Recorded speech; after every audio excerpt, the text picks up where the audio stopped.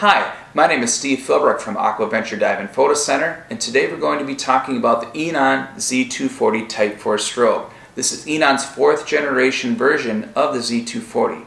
I really like this strobe a lot, and I've been using it for quite some time now, and I'd like to go over some of the features and benefits of the strobe, and hopefully you'll like it too. If you look at the face of the Z-240, it uses a T-flash configuration. And what this does is it allows for a circular beam to come off the strobe when you're taking a picture. The advantage of this is no matter what orientation I have the camera system, I'm not getting any strobe fall off and I'm getting a nice even beam.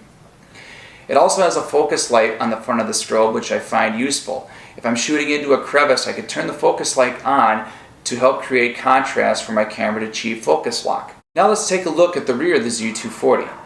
Looking at the back of the strobe, we have two dials. We have the main mode dial and we have the EV controller. The main mode dial allows us to select between the three modes of the Z-240: STTL mode, external auto mode, and manual mode. STTL and external auto are auto exposure modes. I really like the STTL feature of this strobe because it's very accurate with all the different camera systems that I've been using.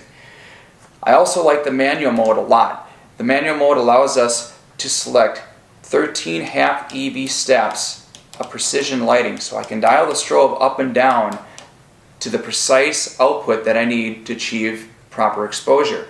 It also has a full feature, which overrides the EV controller. If I select the main mode dial to full, it'll override whatever setting I have on the EV controller and it will allow the strobe to do a full dump, which is very nice where I don't have to swing the EV controller all the way around. We also have two other buttons on the back of the strobe. One button turns on the focus light, and the other button is the pre-flash cancel circuitry switch.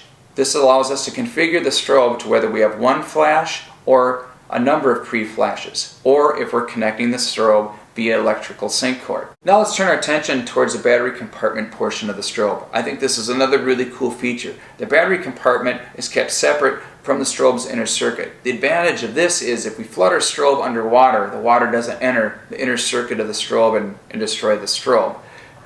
If we look at the face of the strobe again, we can see the battery compartment up top has a little one-way check valve. What this does is if salt water or water starts corroding on the batteries and the gas is starting to expand in the strobe, it allows it to bleed it off in here without damaging the strobe.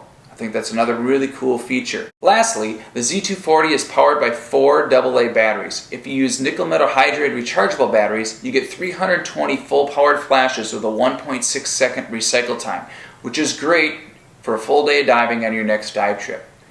If you have any further questions, feel free to email us at info@aquaventurescuba.com or stop by. Thank you.